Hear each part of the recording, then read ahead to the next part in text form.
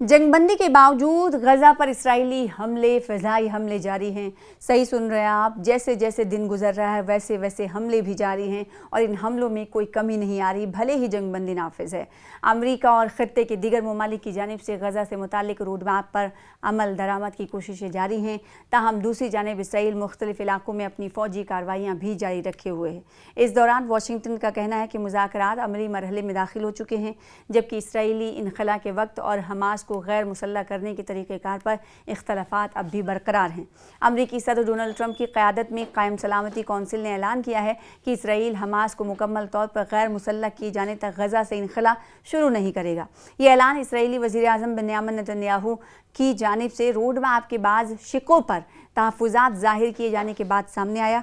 Council के मुताबिक Hamas ने 40 ममालिक के सामने हल्के और भारी हथियार छोड़ने और सुरंगों के पूरे नेटवर्क को तबाह करने का अज़्म ज़ाहिर किया है।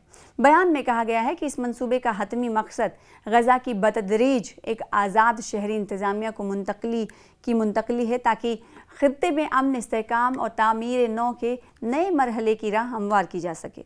और कांग्रेस में अहम इजलास भी मुनक्किद हुआ। दरियासना एक अमरीकी अहदेदार ने इंकशाफ किया है कि सलामती कौंसिल के हुक्काम ने अमरीकी कांग्रेस की क़यादत के साथ मुतादिद इजलास किए, जिनमें कौमी सलामती के सीनियर मुशीरों, ऐवान नुमाइंदगान व सेनेट में रिपब्लिकन और डेमोक्रेटिक जमातों के रहनुमाओं के दफातर के आला अहलकार भी शरीक थे। अहदेदार के मुताबिक वफ़द ने इन इजलासों में गजा से मुतालिक रोड मैप की तफसीलात और इसराइल और हमास के साथ होने वाली ताज़ा मुशावरत और सदर डोनाल्ड ट्रंप की पेश करदा मनसूबाबंदी पर अमल दरामद के तरीक़ेकार से आगाह किया। उन्होंने बताया कि कांग्रेस के साथ दोनों जमातों के इत्तफ़ाक़ राय की बुनियाद पर अमन की कोशिशों और सिक्योरिटी और मौसर हुक्मरानी के फ़रोग़ और आइंदा मरहले में गजा की तामीर नौ के लिए माली व मुआवनत यकीनी बनाने पर काम जारी है।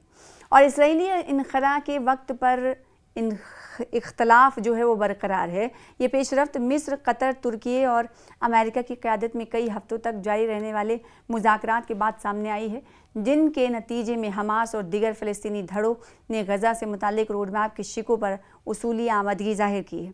इस मंसूबे में फ़ौजी कार्रवाइयों का ख़ात्मा, शहरी और सिक्योरिटी इख्तियारात, एक आज़ाद कौमी कमेटी को मुंतकिल करना, बैनुल-अक़वामी इस्तेहकामी फ़ोर्स की तैनाती और हथियारों को मरहलेवार मुनज़्ज़म करने का अमल शामिल है। ताहम मुआहदे पर अमल दरामद के तरीक़ेकार पर बुनियादी इख्तलाफ अब भी बरकरार है।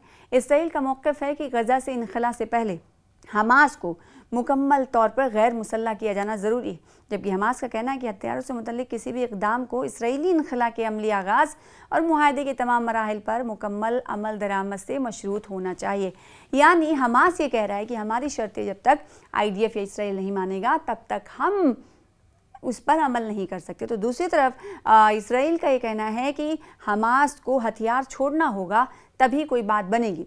तो सियासी पेशरफ्त के बावजूद इसराइली फ़ौज ने गजा के मुख्तलिफ इलाकों पर फ़िज़ाई हमलों का सिलसिला जारी रखा हुआ है।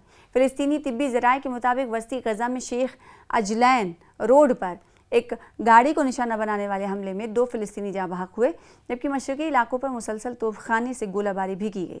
इसके साथ ही खान यूनिस शहर के मशरक़ में बेघर अफराद के खेमों की जानिब भी फायरिंग की इत्तलात मौसूल हुई हैं।